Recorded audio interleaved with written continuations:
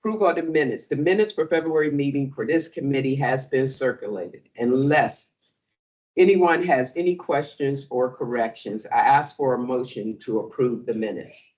Motion. Second. Any discussion? All in favor? Aye. Aye. Resolutions. There will be two resolutions being presented today for the Planning and Stakeholders Relation Committee. The first resolution will be the authorization to adopt the Pittsburgh Regional Transit Title VI program for 2025-2027. Amy Schumer. Could you please present the resolution? Thank you. Good morning, board committee members and board members and everyone else. The first item for business this morning is our Title VI program. I'll just note for anyone who doesn't know what Title VI is, this does not have to do with service reductions or fare increases. Jumping right in, what is Title VI? Title VI is from the Civil Rights Act of 1964 and is a law that requires that we provide services that ensure that no person on the ground of race, color, or national origin is excluded from participation in the benefits of our services. So we have to ensure every 3 years that we provide a full program and report to the FTA that looks at all of our services, all of our amenities, and several other things internally with our processes to ensure that we are not disproportionately providing those services on those grounds. So if we do find any instance through those analyses every 3 years that we do have a finding, we have to ensure that either we're pursuing an alternate measure or that we are mitigating any impacts that we do find. We are required to submit to the board we are required to submit a board-adopted Title VI program to the FTA every 3 years. And so this program today covers the previous 3 calendar years. So it covers calendar years 2022, 2023, and 2024. And we will be asking at the end of today's brief update on the program for this committee to consider a resolution to adopt the full program. So there are many, many parts to the Title VI program. It is a multiple 100-page document, including all of the appendices. I just wanted to touch on a couple brief highlights that the board and public may find a little bit more interesting. We do have a public participation plan in our program that outlines how we communicate with the public in a variety of different ways. And one of the aspects of that is called our language assistance plan. The FTA requires that we look at languages spoken here in our region and conduct a formal analysis to determine what languages, if any, we are legally required to translate materials into to ensure that we are providing that access to our riders. So we have updated this. We do update this every 3 years. The last time we updated it, we did not have any other required languages that we have to translate into. Again, this year, with this program submission, we still do not have any additional languages that we are required under the FTA's regulations to translate our vital documents into. But as I think the board is aware, we have had many extra efforts to ensure that we are providing translation services, as well as providing specific materials in certain languages dependent on sort of micro communities that we serve. And we will continue to do that. So just an interesting update there. So we still do not have to translate all documents into a different language, but we do that where feasible and where it makes sense to do so given the communities we are serving. The main update of the program is an analysis of our service standards and our amenities and making sure that we are providing those equitably across our communities. So we have to look at things like how full are our vehicles, how frequently do our vehicles come, the on-time performance of those vehicles, how available are they, how old are our vehicles in different communities. And then for amenities, we have to look at seating, shelters, signage, schedules, trash cans. It gets very detailed, but we do have to make sure all of these amenities that we provide are not inequitably being placed in certain communities and not in other communities. We are also required, in order to do this, to define what is both a minority race and ethnicity community, as well as a low income and not low income community. Income is also a part of Title VI. It is not a protected class in Title VI like race and minority race and ethnicity is. But we are still required to look at it and ensure that we aren't having disproportionate burdens on low-income communities. So I just wanted to provide an update of a list of our based on the analysis and how we are supposed to categorize our routes. We have to categorize them as either low income or not low income, and then minority or not minority. There is a list here on the slide. I'm not going to read every single one, but there are 78 of our 100 or so routes that are classified as the low income designation. And that is actually an increase from 3 years ago. So we do have more of our routes that are now existing in low income communities. That's not because we've changed a whole lot of routes over the last 3 years. It's just probably more of a telling of where people are moving and where people are residing in those communities.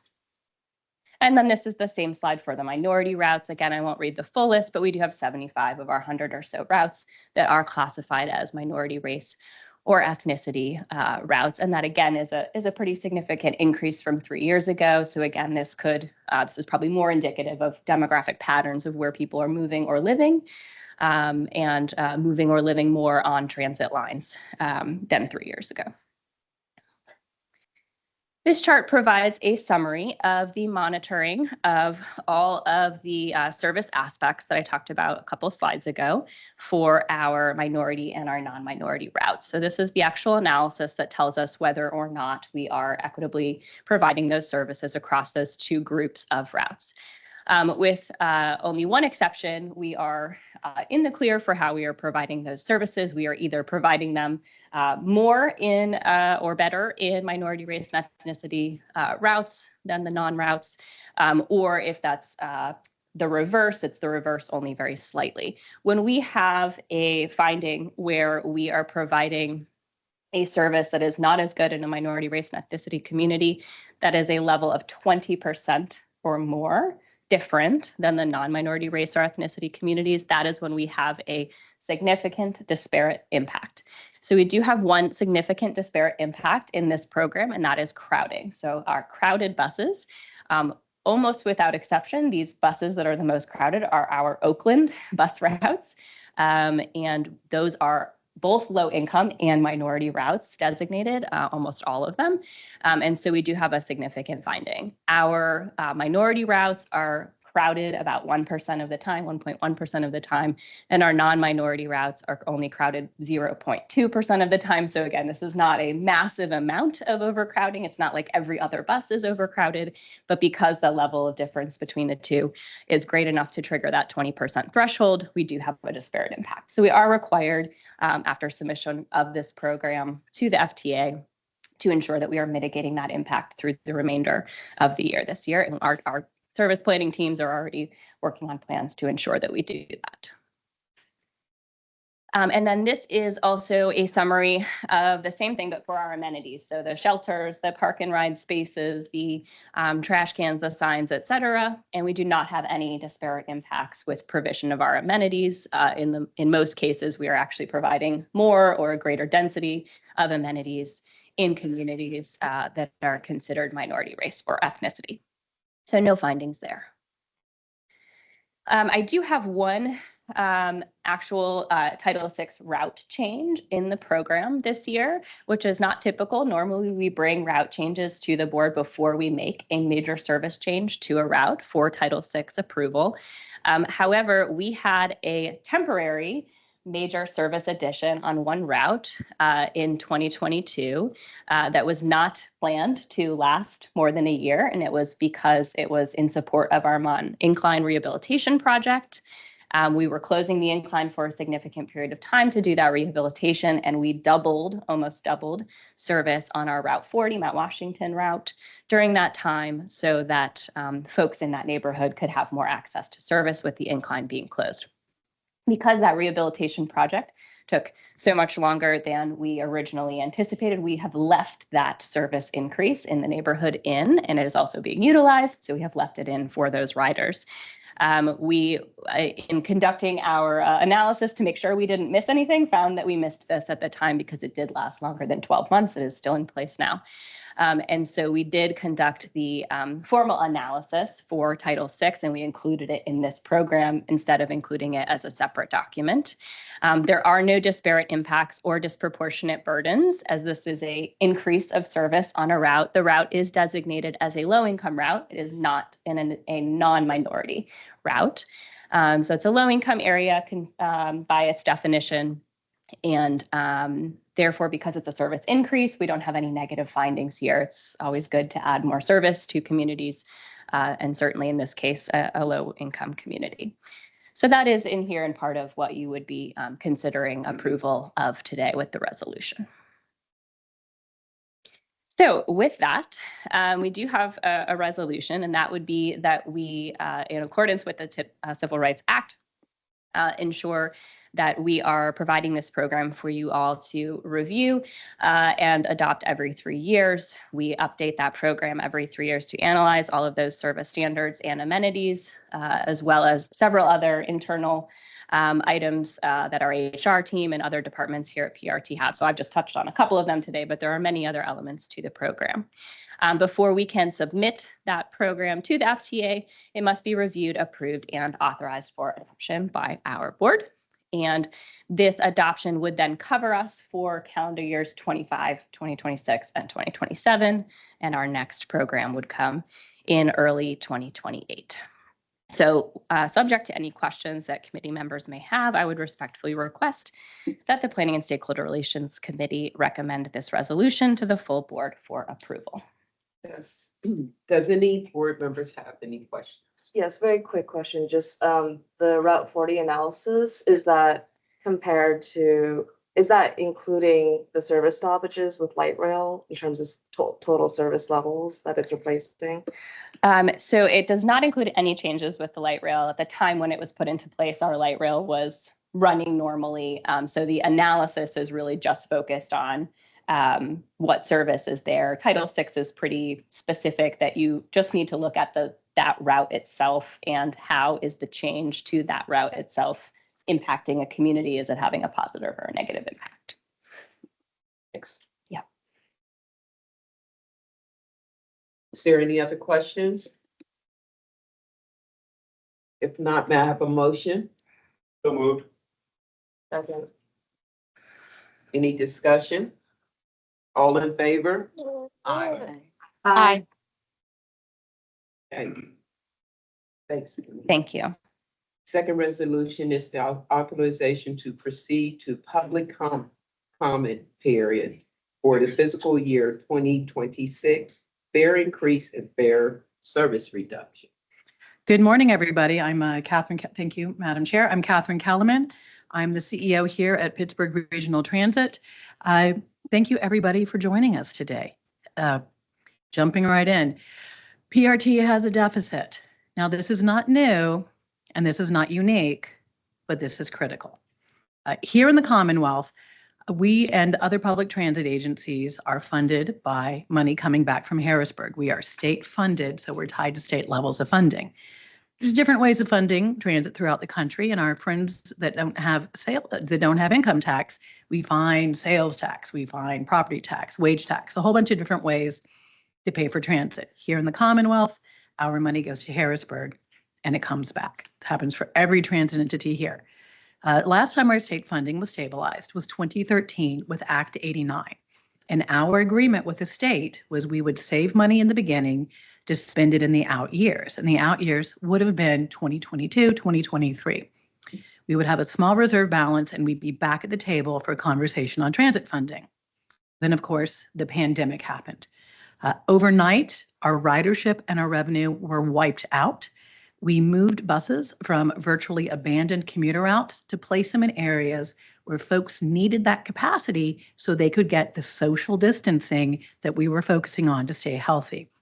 At the same time, our costs for healthcare and sanitation and cleaning skyrocketed, and also sick leave. Remember how sick we all were and we quarantined and we went home? We, of course, took this very seriously. Staff will remember a tricky window in May of 2020 when so many people were sick or quarantined at one of our garages.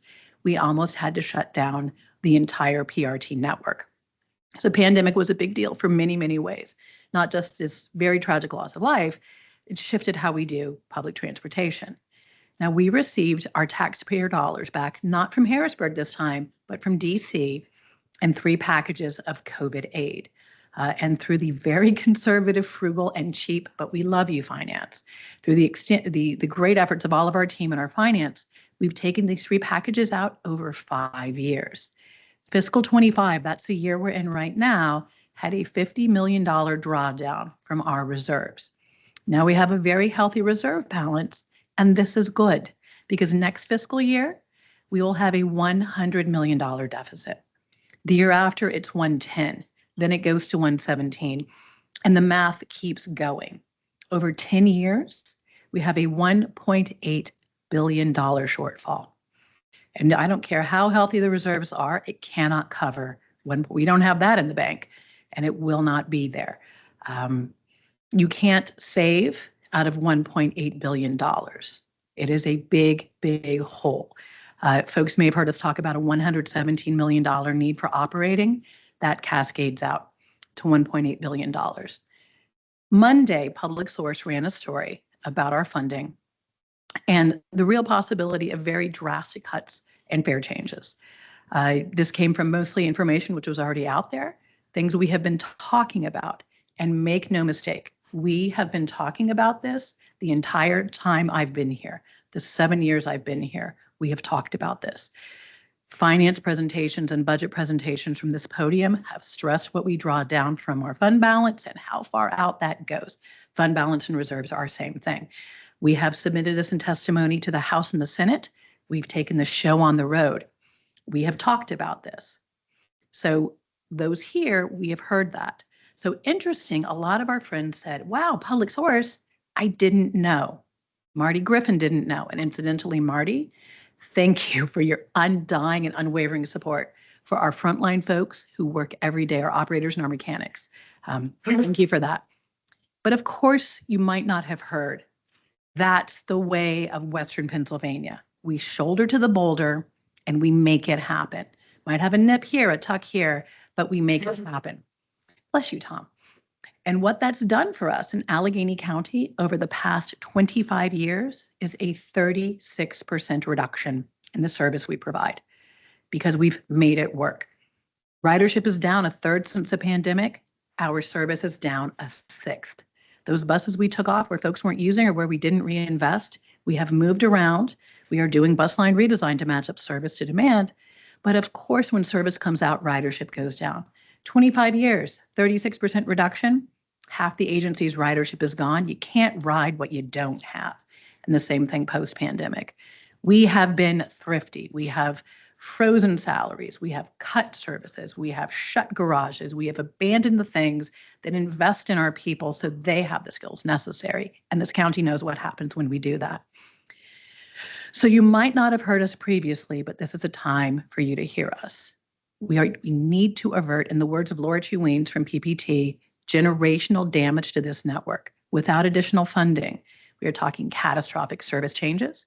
We are talking a 2/3 contraction in our paratransit access network, which makes life happen. It's life-saving and life-giving and life-making. We're talking a fare increase that takes our already high fares to some of the highest in the nation. So this has been a long time coming, and Allegheny County deserves better than us constantly making it happen and shrinking down. If you haven't heard us before, consider our voices raised. And I'm going to turn it over to Amy Silberman for more information. Thank you. All right. Good morning again, everyone. My name is Amy Silberman. I'm the Chief Development Officer here at PRT. Apologies, I don't think I introduced myself first thing this morning. So we are going to, there's 4 of us. We are going to walk through everything that Catherine just said, but with more detail. So I'm going to start high level first. We will be talking about sort of how we got here. I know Catherine just gave a lot of that foundation, but then we will go into the proposed service reductions that we are talking about this morning and additional impacts beyond scheduled service that also impact our communities. Then we'll be turning it over to finance to discuss fare increases, then over to access paratransit to talk about the impacts to both fares and services. on that system, and then over to communications to talk about where we go from here and a resolution for all of you to consider this morning.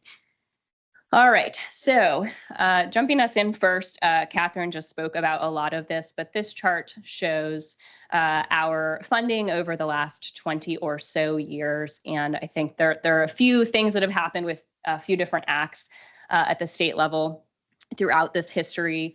But our most notable impact on this slide here is the yellow bars, which are showing what Catherine talked about, the fact that we really have been in this situation for several years already, but because of those federal stimulus funds, we have been able to continue doing what we are doing and have not yet had to have this conversation about cutting service. So as we continue to use those federal stimulus funds, we are now cutting into our reserves and are now at the point where we can no longer continue to plan moving forward with the service levels that we have today. So financially, again, I think Catherine touched on most of this, but the highest level takeaway here is that we need another $117 million from the state that compounds as it has been compounding in the past with reasonable levels of growth each year to support our current service levels for the next decade. We don't like to plan just a couple years ahead. We need to be able to plan many years out so that we are not continually moving and shaking things on this community with service changes. This also would require a proportional growth in our local match here from the county. And if we do nothing today, that only compounds and becomes larger the more we wait and the longer we have to eat through our reserves. So this is the big takeaway slide of the morning. What we are proposing today is up to a 40% reduction in our fixed route service. This is bus, light rail, and incline service, and a 9% increase in our fixed route fares. That is the base fare that people pay when they hop on any of those three modes of service. For our Access Paratransit program, we are proposing a 20% increase in fares and a decrease in our ADA service area of 62%, which brings us down to the federal minimum level of service that we are required to provide here in Allegheny County to meet ADA law. So that is a very heavy slide and a slide that I do not like to present, but that is where we are today. So I'm going to jump now into some of the detail for the fixed route service reductions. So again, Catherine mentioned we have lost 36% of our service over the last 20 plus years, and in the 2000s. There's a chart on this slide that just shows what that looks like in terms of our service and our ridership over those last 20 to 25 years and when those service reductions happened. During this time, the county's population has barely changed, and so we are now serving a broader proportion of our population that has no other choice. They have no other way to get around than we were 20 years ago, when we perhaps had a more robust network of people who maybe had a car at home or even had two cars at home, but rather than sit in traffic or pay for parking, were taking transit. We call those choice riders. We have many fewer choice riders than we had 25 years ago. And so cuts that we are talking about today, these very, very significant draconian cuts, are cutting for people who have no other way to get around. Our team has been working tirelessly internally on this plan over the last several weeks, couple of months, and we have proposed a process that we would follow regardless of what the actual percentage service cut ultimately is required to be. Today's plan is actually a 35% service cut that I'll be talking about. I know on the previous slide I said up to 40%. The reason for that is because we are still working very diligently and quickly on all of the financial modeling that goes into those service cuts. It's a very, very tangled web of things like formula funding, ridership. How does ridership respond to service cuts? How does ridership respond to fare increases? And then how does that then impact other formula funds that we receive both federally and at the state? So Today's service cuts are proposed a 35% cut, and we have organized our routes into high efficiency routes, moderate efficiency routes, and low efficiency routes, just for purposes of being transparent about our internal thought process around making these reductions. We've also split routes into commuter routes and non-commuter routes.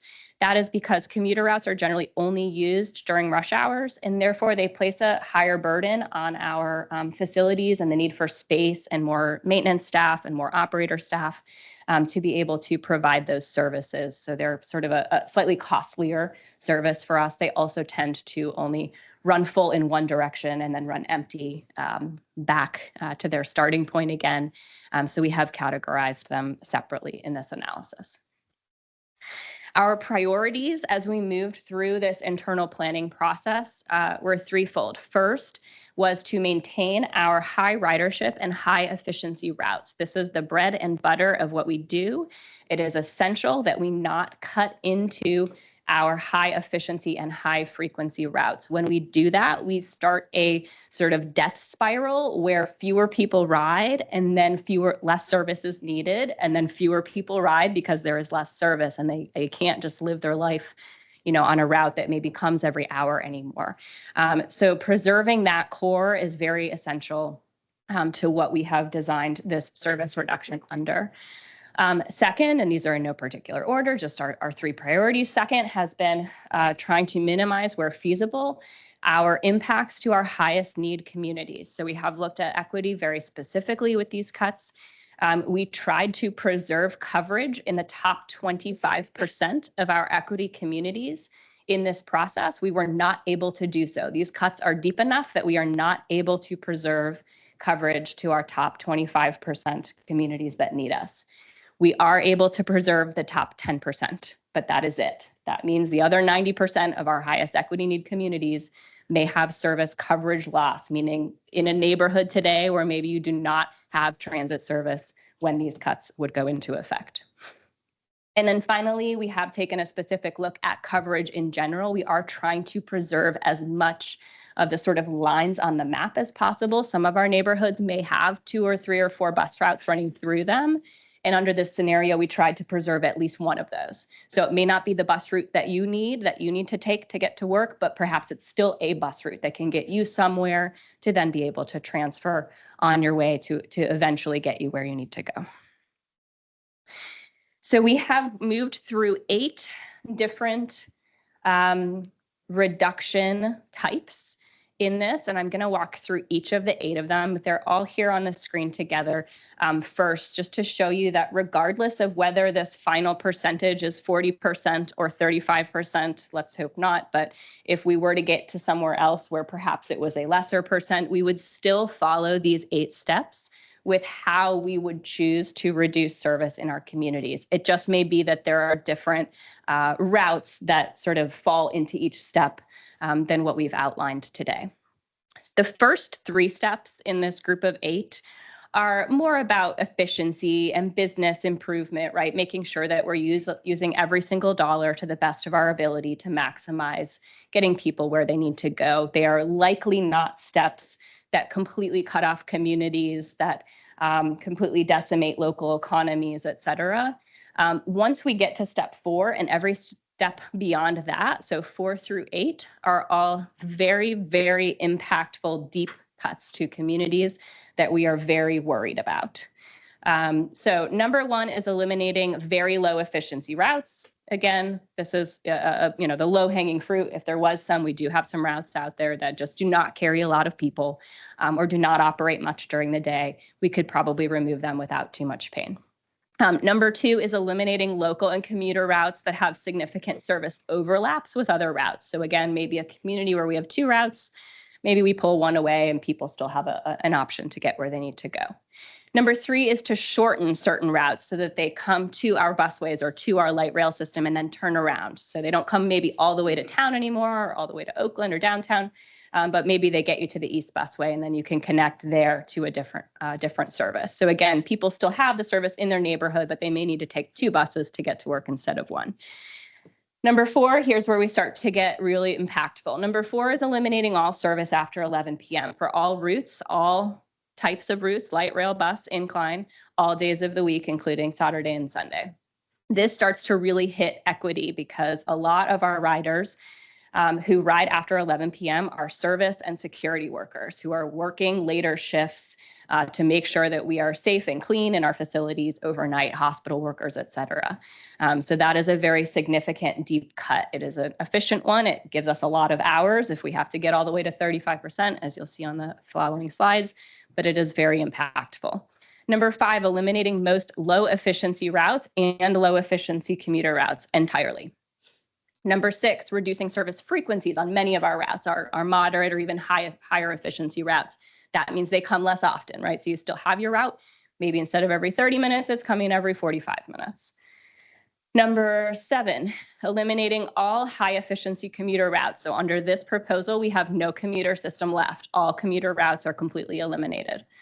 And number 8, eliminating some of our moderate efficiency routes where we don't have that top 10% equity impact. So throughout all 8 of these steps, we have preserved that top 10% of our equity communities. But again, that's only the top 10%. That's not the top 20 or 25%, which is usually what we really consider to be our very high need communities.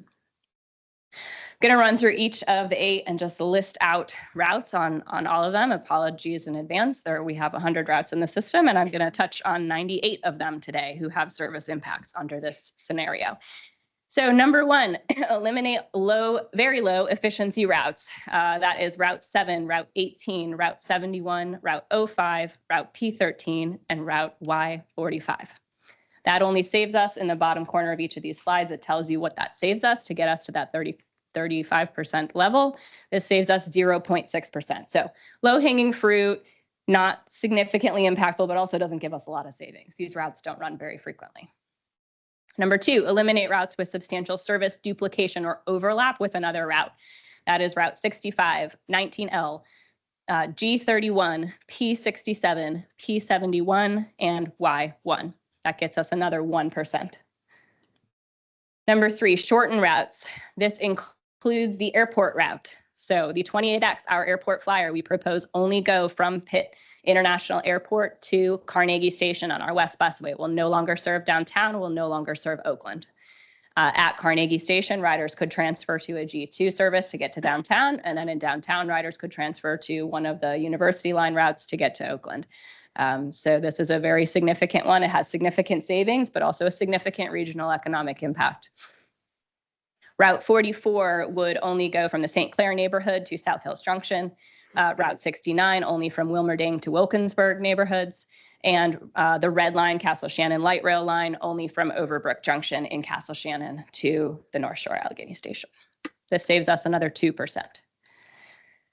Number 4, ending all services after 11 p.m. On the slide here shows a graph of what our ridership looks like by time of day and day of week. So you can see that as we get closer to the midnight hour, our ridership really does tailor off. Again, this is a lot of riders who have no other option and who are working those late shifts, those overnight shifts, either getting to or from work at this time.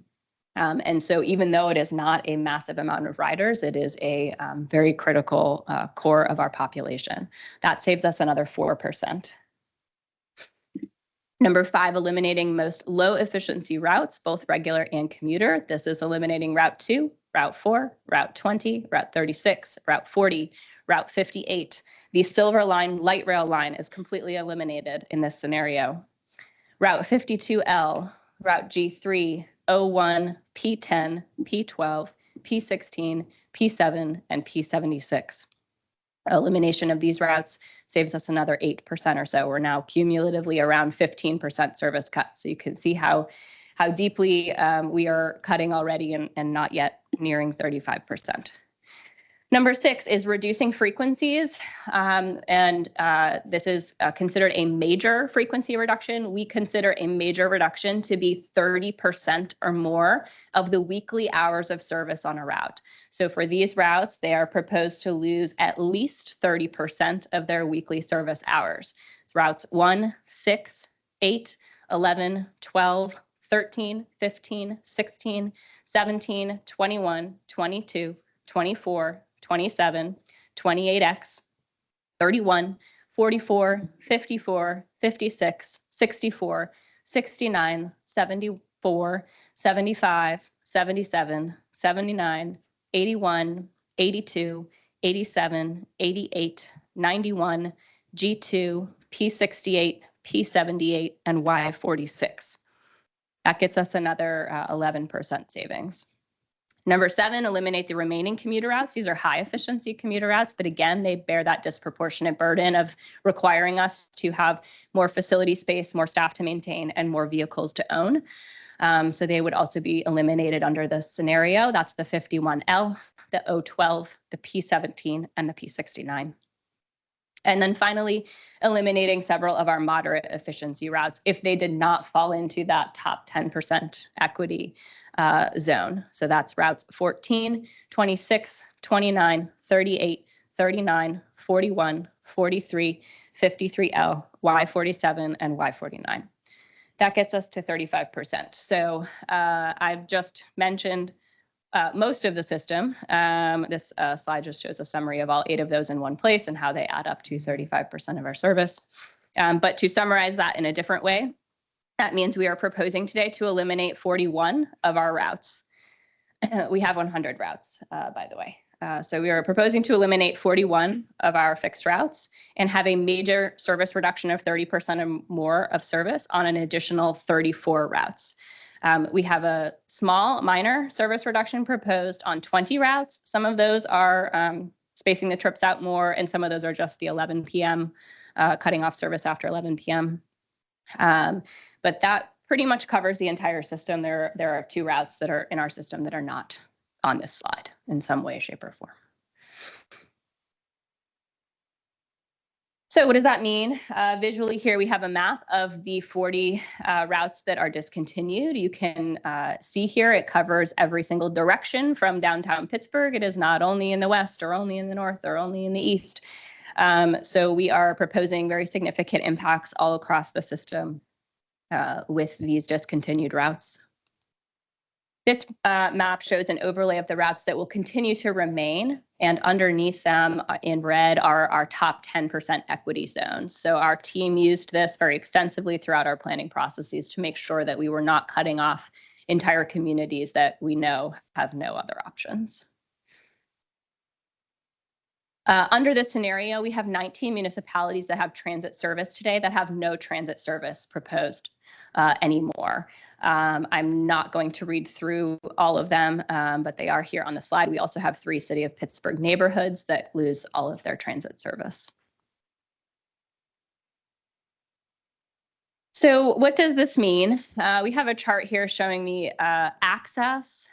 People have access to transit via, we generally use about a quarter mile or so from a transit stop as being a reasonable access where you could walk or roll or otherwise get to your fixed route service, as well as jobs that are near those stops. So what this means is that we have 180,000 residents and 50,000 jobs inside Allegheny County that lose all access to any walkable or rollable public transit service. It also means that we've lost some critical downtown connections and airport connections. So downtown Pittsburgh is losing 30% of its sort of, we call one seat ride, a single trip, single bus or single light rail trip to get you to downtown, and over 60% of our airport connections. We also look specifically at hospitals and educational institutions when we do our service planning. And under this scenario, St. Clair Hospital and CCAC West Campus lose transit service entirely, and many of our K through 12 schools also lose access to transit. So what else is impacted here? That was scheduled fixed route service. There are also other services that we provide that are not scheduled that help support our community, especially during large special events. Under this service cut, in order to be able to preserve service to these communities who still need it the most, we will not be able to offer special services. We call special services sort of add-on service to the base schedule. This means we would have no funding in our budget to cover overtime for special services such as Steelers games, Pirates games, Pitt sporting events, Penguins, the 2026 NFL draft, which is set to bring expected 500,000 people to this region, parades, festivals, holidays, races. We always provide extra services during those times. And then, any other large entertainment events. We've certainly had some large concerts here regionally over the last few years where we provide substantial extra service to help people get to and from those events. We will also need to close infrastructure in order to support this reduction in service. That we have 4 bus garages, and under this scenario, we would propose to close Collier Bus Garage and Ross Bus Garage.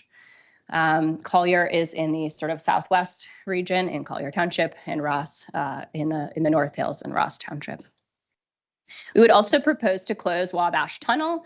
This is a tunnel which is currently being used for fixed route services, but under atypical circumstances, the Wabash Tunnel does not normally run any fixed route transit service, but we were gifted it in the 60s when we were formed, and we do not use it regularly. So right now we are using it because of repair of our Mount Washington tunnel, but we are proposing to close it entirely. It's a high cost to maintain tunnel for us and does not provide transit benefit. We also have 3 other random bridges in the sort of Ben Avon, Emsworth, City of Pittsburgh area, and that region of the North Hills. And we would propose to close those 3 bridges as well. They're just general traffic bridges. They happen to operate 1 bus route over them that we would be eliminating under this scenario. So again, to reduce maintenance costs, we would propose to close those 3 bridges. We have 10 park and ride lots that we would close with about 2,000 parking spaces, 12 light rail station and stop pairs on the library line, the Silver Line, in the South Hills that we would close under this scenario. We would pause our community sponsorship programs, and we would not implement our bus line redesign project.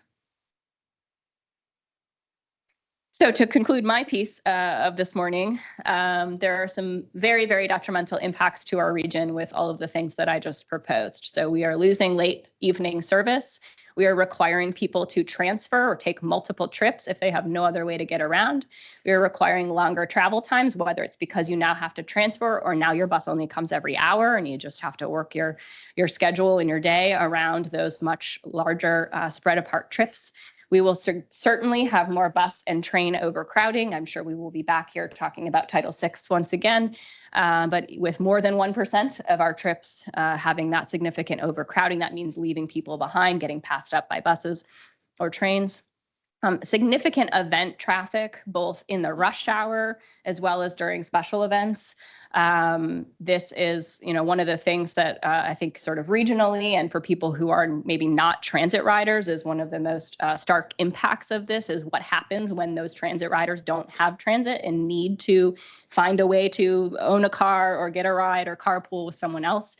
So we're talking about significant more rush hour and event traffic. And of course, there are indirect impacts to that beyond traffic, including, some of our environmental and air quality impacts. And then, of course, reduced access to jobs. So all of those support jobs that we rely on people to be there for, even if I'm not a transit rider, if I'm going to an appointment or a health, healthcare appointment or something like that, who is serving me in all of those appointments that I go to, and are they still able to have those jobs, and what happens to our region if we are not able to provide that baseline level of service. All right. So with that really depressing presentation, I'm going to turn it over to my colleague Dominica to talk about fare increases.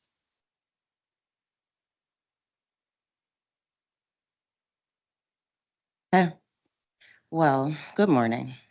So to add to all of the cuts that Amy just mentioned, I will be sharing with you all our proposed fare increase for fixed route service. So currently at $2.75, Allegheny County already has some of the highest fares in the nation. We're at about 10th for motor bus nationally. And this fare increase would move us up to the 5th highest fare in the nation. From $2.75 to $3 for our base fare, that is the 9% increase that Amy mentioned. The rest of the passes, excluding the rest of the passes will still have the same multiple. However, those prices will also increase because the base fare is increasing. We can assume that half fare is exactly that, half fare of the proposed $3 fare. So for example, or a 3 hour full fare pass would be $1.50 for half fare riders. And you'll see on the next slide, and as I mentioned already, this increase does move us into the 5th highest in the nation per motor bus rankings. When we consider the revenue impact of a fare increase and a fare reduction, there are several assumptions that are made, but considering this 35% reduction in service, we assume that it will result in a 20% reduction in ridership. That in turn will have an impact on our revenue. For last fiscal year, 2024, we finished the year with $57.1 million in fare revenues. We are projecting that with these changes in 2026, the revenue would decrease by 3.2 million and 7.8 million the following year in 2027. That is all that I have on this topic. And so I will open it up to our government affairs. Oh, I'm sorry, Karen Hesh, our access director.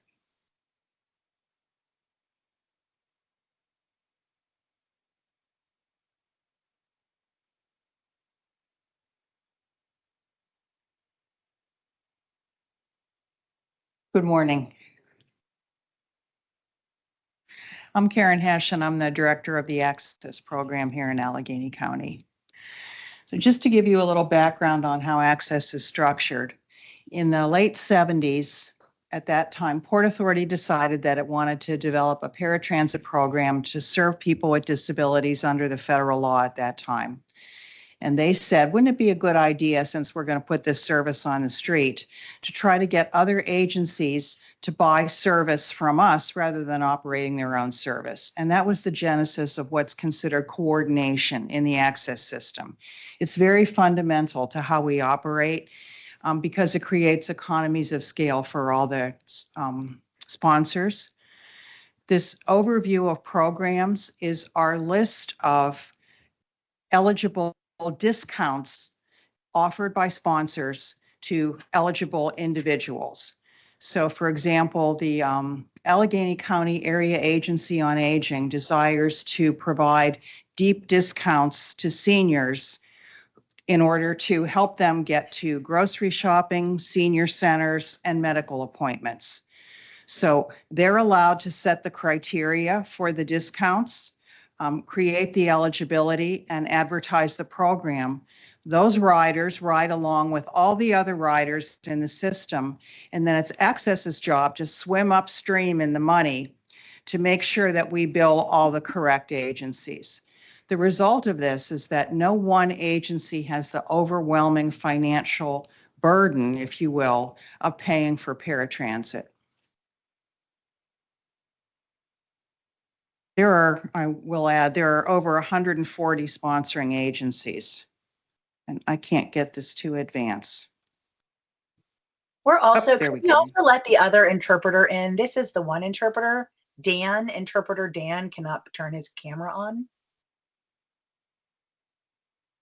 Sorry to interrupt you. I have my camera on, but I'm not at for a priority.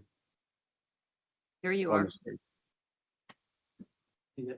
Now, you got it. I did, yeah. But are we good with the interpreter? No. I'm sorry about this. I got kicked out briefly.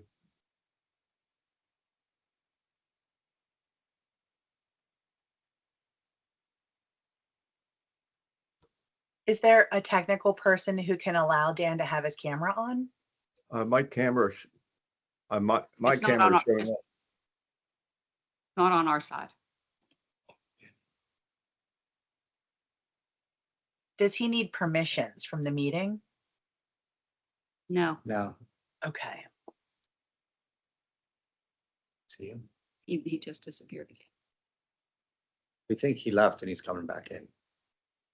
Sure. Go ahead. I will interpret until he gets his resolution. Okay, thank you. Okay, thank you. Like PRT, A considerable amount of the funding for access comes from the Commonwealth. And because PennDOT provides a lot of money, they get to set the rules about how the fare structure must be established for programs like Access across the state. Access is considered a fare reimbursement program. So PennDOT requires that we establish a general public fare, and then they provide discounts to people who are eligible for the subsidies that they choose to provide. Originally in the 70s, the general public fare was supposed to be equal to the cost of providing service. But over the years, that model became unsustainable. And the gap between the revenue and the cost has continued to grow in that access program. The last fare increase we had on access was in 2013. So what we're proposing today is to change the general public fare structure from a minimum of $21 to $26. And that means that riders that are eligible for the discounts provided by PennDOT would pay 15% of that. So their fares would go up from $3.15 to $3.90. We're always very careful to have the largest increase at the lowest fare level to make sure that the service remains affordable for all riders.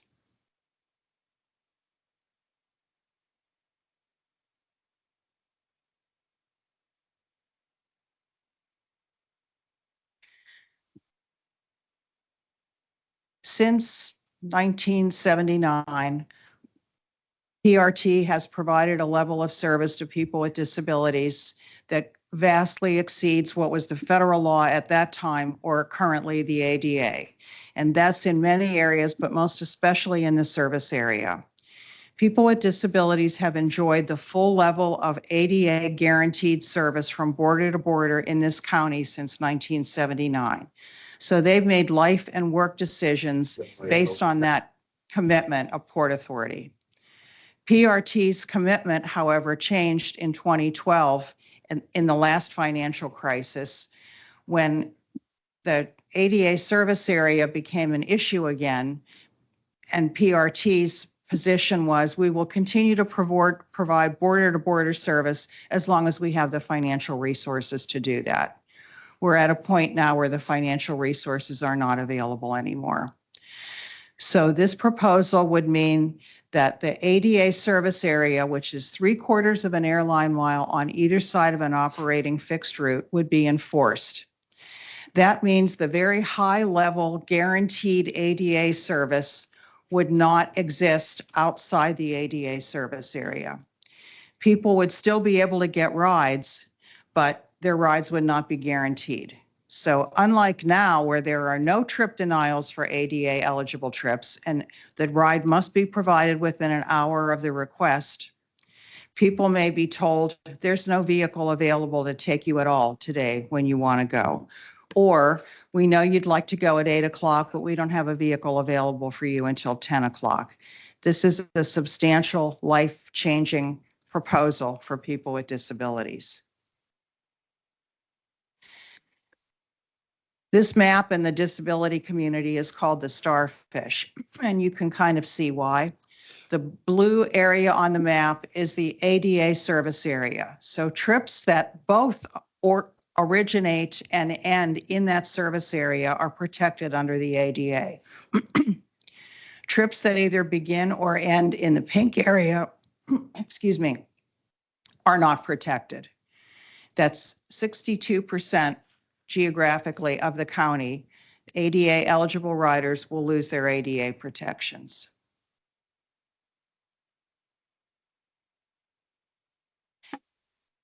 With that, I'm going to turn it over to Adam Brandoff.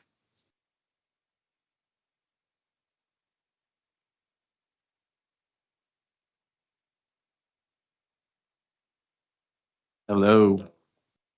I would say good morning, but it's a sad day in Allegheny County. First, I want to thank the dozens of employees who have been working on this since last year when we learned that we would not be receiving any additional funding for public transit in Allegheny County. They've done some of their best work for this extremely difficult task. So in many cases, they hopped off a project where they were looking to add service with the bus line redesign onto a project where we are cutting so much service. But first, this isn't about us. This is about the thousands of riders who will be affected. This is about the employees who can't simply choose to get in a car and go to work, who can lose their jobs because they can't get to work on time, if at all. The students who will have to forego internships and other educational opportunities. This is about the access riders and individuals, seniors and individuals with disabilities who may not be able to afford an access ride and have to forego maybe that second doctor's visit of the month. So this is about people and communities all across Allegheny County who deserve to have their voices heard. So to that end, the public can find additional information. Going the wrong way. Additional information at rideprt.org/funding-crisis. I'll say that again, www.rideprt.org/funding-crisis. We are making brochures available very soon, so riders have this in print so they know what they can expect. And to ensure that this committee and the board and everyone in Allegheny County and across Pennsylvania is well aware of how our neighbors across Allegheny County will be affected by these changes. We are proposing that the board consider a public comment period starting March 31st through June 18th. And unless there are any questions, I'll request that the committee recommend to the full board the resolution to enter into a public comment period to receive input on these fare increases and service cuts. Does any board members have any questions?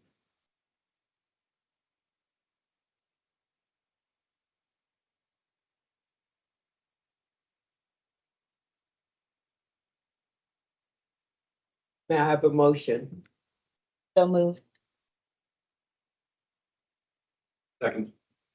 All in favor? Or any discussions? All in favor? Aye. Aye. Thank you. Thank you. Well, that ends the agenda for this committee today. Do I have a motion to adjourn?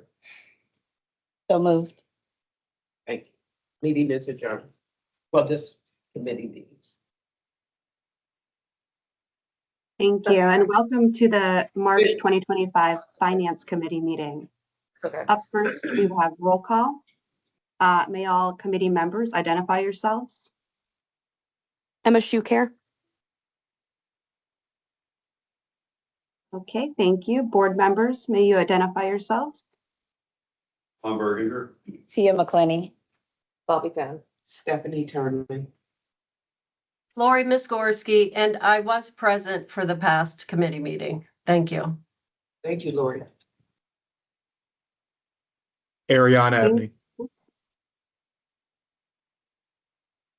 Okay, thank you. Up next, we have the approval of minutes for the February 20th, 2025 Finance Committee meeting. The meeting minutes have been circulated. Are there any questions from board members? Hearing none, may I get a motion to approve the minutes from February 2025 meeting? So moved. Thank you. Can I get a second? Second. All in favor, say aye. Aye. Motion approved. Up next, we have one proposed resolution to go over, and we'll have our Chief Financial Officer, Dominica Brown, joining us to go over the agreement to extend financial advisory services. All right. Hello again, everyone.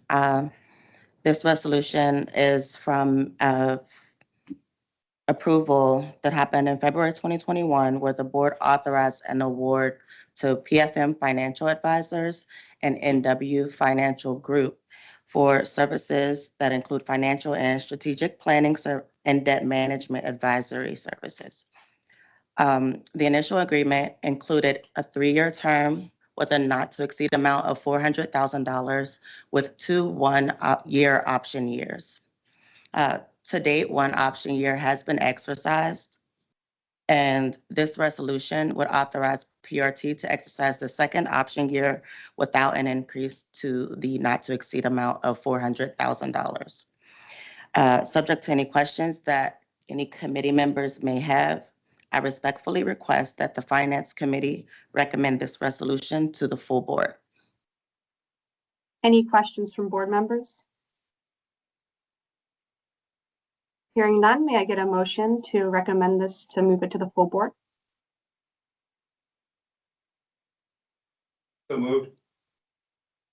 Thank you. Can I get a second? Thank you. Any questions? No. All in favor, say aye. Aye. So moved. Motion approved. Next up, Dominica Brown here is going to go over the financial statements for February 2025. All righty. So as we usually start with our chart tracking our monthly passenger revenues, the passenger revenues in February are consistent with prior years. It seems like a slight dip. That is primarily because last year was a leap year compared to last year. And so we had an extra day in the month. Revenues for the month of February are about $200,000 below the budgeted amount. That is primarily due to fares being lower than budgeted, with interest income making up the most of that difference.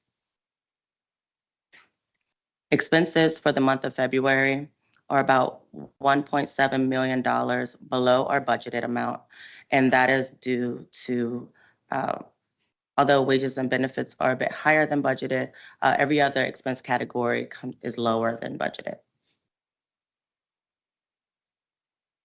Subsidies in the month of February are about $600,000 higher than our budgeted amount, and that is primarily due to increased permitted maintenance. Revenues and for the year-to-date February results are about $300,000 less than our budgeted amount. That is primarily due to fares, again, being a bit lower than budgeted for the year, and interest income, again, making up that difference. Expenses as of February year-to-date are $24.8 million less than our budgeted amount. The main reason for that is that wages and benefits are lower, purchase services are lower, but every expense category is coming in lower than we've budgeted. Subsidies in February, again, are about $300,000 less than budgeted amounts, and that is just due to a difference in our state operating assistance.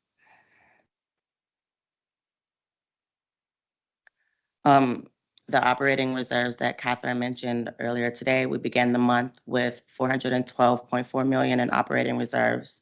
There were $56 million in cash inflows. Outflows were $43.7 million, and we ended the month of February with $424.7 million in reserves. That is the end of the review of the financial statements. Are there any questions? Any questions from board or committee members? Okay, hearing none.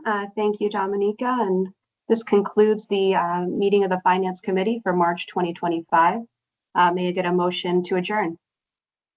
So moved. Second, Second. meeting adjourned. Thank you. Hey, Ally, this is Jen Liptak. I lost connection, but I was on for the meeting. I just want to note for the Oh, okay, Jen. record that Thank you. present for the meeting. Thank you. Hello to all present and online. I'd like to call to order the meeting of the Performance Oversight Committee. Other members of this committee, could you please identify yourselves? Lori Miskorsky.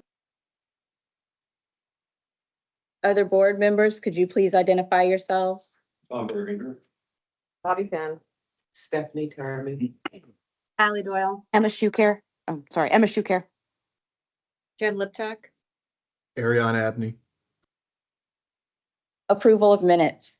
The minutes from the February meeting of this committee have been circulated. Unless anyone has any questions or corrections, I'll ask for a motion to approve those minutes. So moved. Do I have a second? Any discussion? All in favor, please say aye. Aye. Any opposed? Any opposed? Motion carries. Awarding of bids. We will now receive a resolution for the approval of bid awards. Justin Cava, could you please report on this resolution? Yes, and good morning. I have 3 items today for your consideration. All bids were publicly advertised and e-business documents were distributed. The first item is bid number 25-0101, and this is for coach replacement parts advertising, air conditioning. These are system components utilized in the maintenance and repair of PRT's bus fleet. The pictures that I have here are actual components. The one that I'm holding is an AC clutch, and the one in the box is an actual AC compressor, just to give you a visual of some of the components that will be bought on this contract. 262 suppliers were notified of the bid opportunity. 2 suppliers accepted the invitation. 2 bids were received. A recommendation that a contract be awarded to Thermo King of Pittsburgh in the estimated amount of $1,477,735. The contract duration will be over a 2-year period with no renewal options. The second item is bid number B25-0103. This is for coach radiator assemblies. These are cooling components utilized in the maintenance and repair of PRT's bus fleet.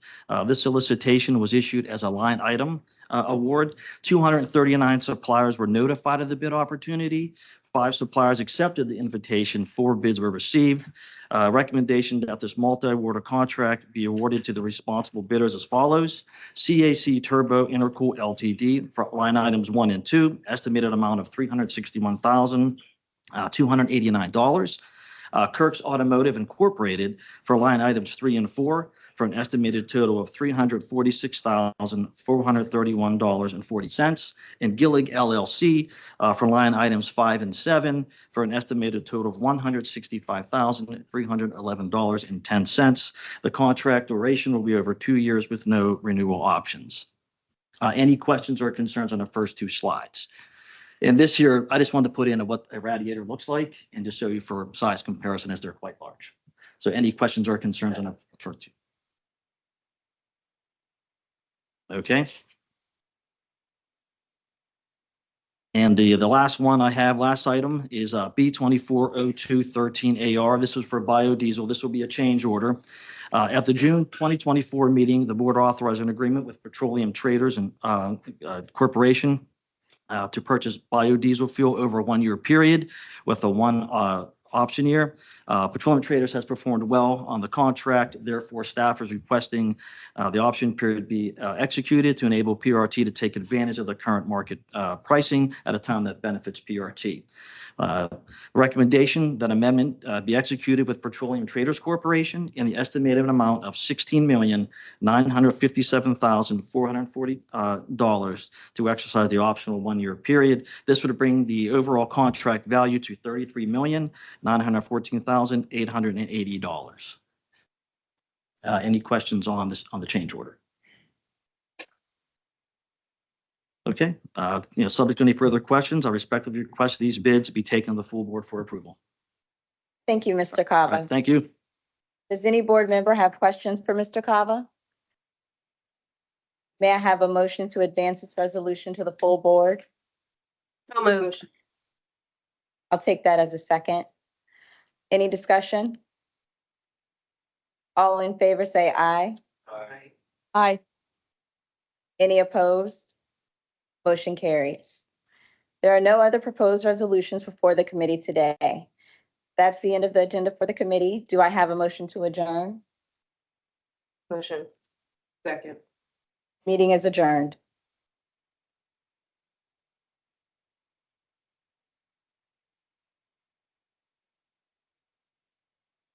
Good morning and welcome to the Technology Committee for Thursday, March 20th, 2025.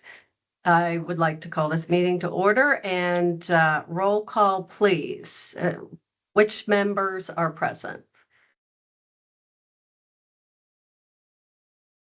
Tom Burgundy. Okay, and Oh, sorry. I was just going to ask for other committee members. Thank you. Bobby Fan. Tia McClinney. Emma Schuker. Stephanie Terman. Okay, thank you. The minutes for the November 14th, 2024 Technology Committee were circulated. If we have no questions or corrections, may I have a motion to approve those minutes? So moved. Second. Okay, all those in favor, please signify by saying aye. Aye. Motion carries. Thank you. Okay, first we have up the awarding of bids with Justin Cava. Thank you. I have one item today for your consideration. The following bid was publicly advertised and e-business documents were distributed. B24-26, this is Cisco Digital Network Architecture or DNA licenses. This is used in the monitoring of PRT's network switches, a router, Wi-Fi access points, and firewalls. 1,171 suppliers were notified of the bid opportunity. 5 suppliers accepted the invitation. 5 bids were received. The recommendation that a contract be awarded to Solutions for Networks in the estimated amount of $256,670.79. The contract duration will be over a 3-year period with no renewal options. And that is all I have. Any questions? Well, thank you. And I want to thank you for the photos you had in the last presentation. I found those very helpful. Thank you. You're welcome. Committee members, do we have any questions? Okay, hearing none, may I have a motion to approve to send this to the full board? Motion. Second. Hearing that, all those who are in favor signify by saying aye.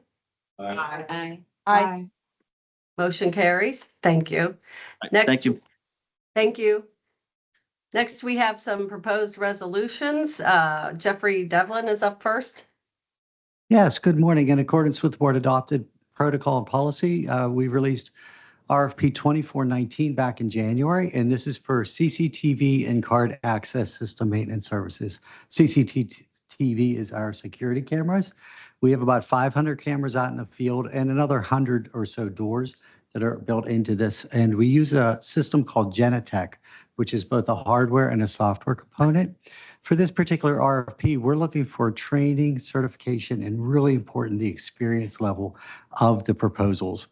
So the winning bidder on this is Site Solutions LLC. This is a 3-year agreement and built in with an option for 2 additional 1-year periods. The estimated total for the first 3 years is $1,800,000. Subject to any questions from the board, I respectfully request that this be taken to the full board for approval.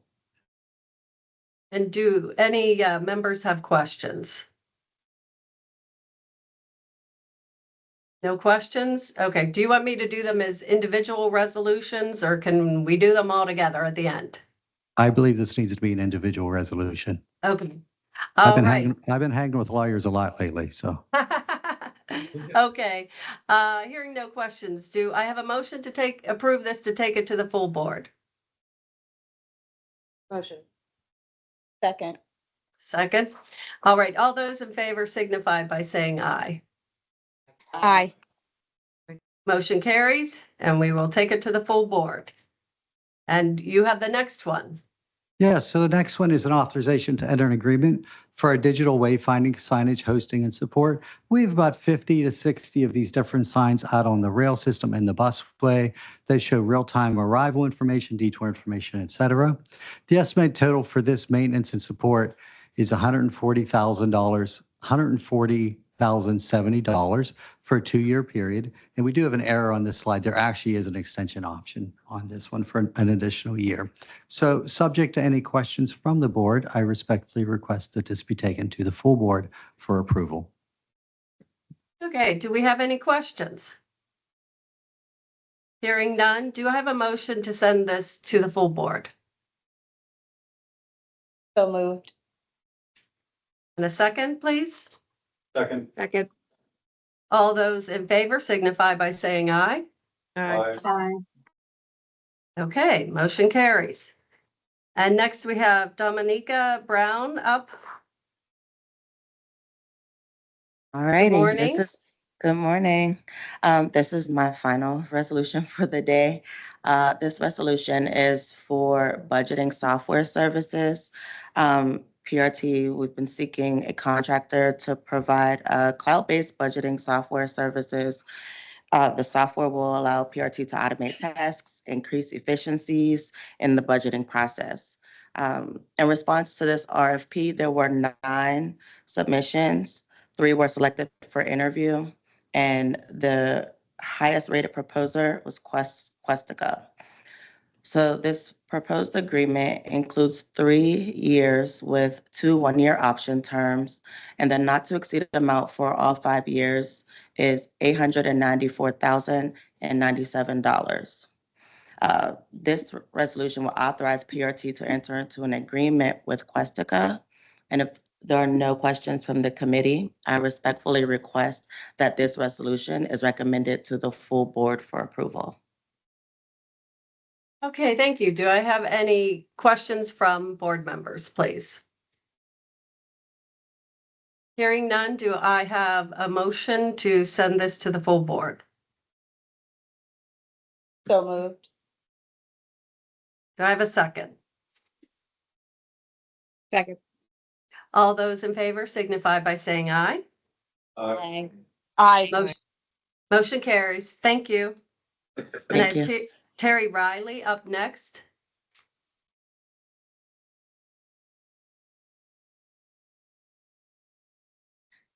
Good morning. I'm Terry Riley, the Manager of Fare Systems.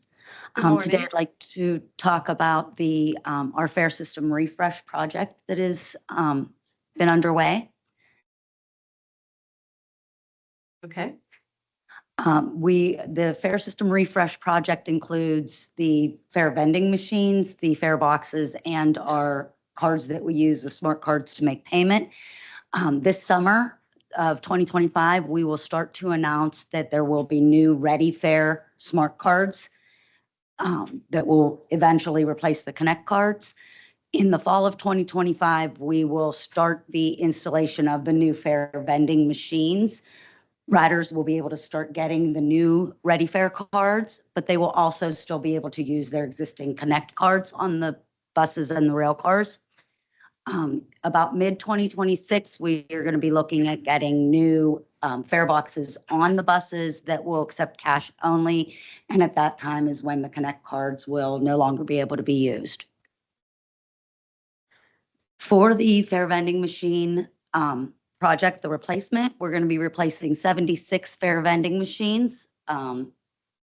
That's replacing all the existing ones. We are also adding 5 new fare vending machines for phase 1 of the university PRT line. Additional fare vending machines are in part of the purchase for phases 2 and 3 of the university line. By 2026, we will have fully mobile ticketing. The scanners there for the Ready to Ride app will be able to take the mobile barcodes as well as the new Ready Fare smart cards. And into the future, we will have the option for MasterCard and Visa payments, which is known as open payments. So somebody can just pay with their regular MasterCard Visa. So with that, we go to Masavi as our vendor for the current platform that we're using for the mobile ticketing. We are looking to purchase additional validators for spare to have as spare parts, and continue the services for the warranty and equipment over a multi-year contract in the amount of $4,103,839. So the resolution is for that contract. Subject to any questions, I respectfully request that this resolution be taken to the full board for approval. Yes, I have a question, just to clarify, the Connect cards will no longer be able to be used in 2026, is that correct? Or is it already going to be the fall of 2025? No, 2026. In 2026, okay, thank you. Yes. Are there Well- any questions from any other committee members? Lori, I do have a question, but it may be for Ms. Kellerman, if she's available. Yes, ma'am. Yes, ma'am. Definitely not to put you on the spot, so I want to just make sure I ask this the right way and lift a lot of these things. So obviously, this is a pretty robust plan to replace existing machines and put new machines in place to allow for people to access our fairs, which is well overdue. It's a big project, and I really commend the staff for going through this because this has been a big overhaul. However, with this impending financial crisis, which was unfortunately explained very eloquently, I have to say today, to us board members and to the members of the public, how does that impact this plan to potentially put new fair machines out, et cetera? Because obviously we're in a process of planning ahead because we want to continue to operate under the assumption that we will avert a crisis, we will not just decimate our system, that we will continue to be able to provide the great service that you do. But this may change. Am I correct in that assumption? If we have to cut, we won't be able to implement a lot of these things at the level that you had hoped for. So, Madam Chair, that is an excellent point. We will still have infrastructure which needs to be replaced, and this fare card system is one of those. We are at the end of the useful life on ticket vending machines. We are at a point where this technology shift actually will save us money. So Jeffrey Devlin's here available to answer more questions on that. But this does create the situation where do we save money for service, or are we continuing to invest in infrastructures and park and rides? I mean, people still need bridges. Folks are still going to need this. So overall, we'll talk more about that at subsequent committee meetings. But on this particular initiative, if I'm not incorrect, to our IT partners, this will end up saving us money. So this is stuff that has to be replaced. This is not talking about the fare boxes on the buses. This is the subsequent or the associated support on the fare mechanisms, and this will cost us less money annually. Well, that's excellent. And I'm glad you brought that point up. That's kind of what clarity, because I don't want there to be confusion that it appears that the PRT is spending money unnecessarily. I believe over my years being a part of this board that you've done and your team have done a fantastic job of trying to implement new technologies to try to reduce costs as best as you can. So I just wanted to clarify that, just ask in general, and I do appreciate your response. Great, thank you.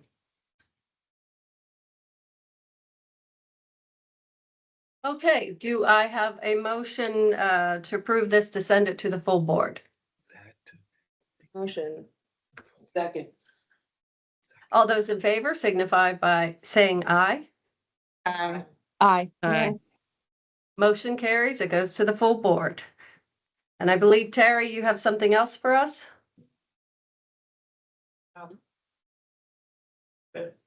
No, that's it? Okay. All right then. Thank you. This concludes the Technology Committee for today, as well as all of our committee meetings. And I thank you for your participation. Have a good day.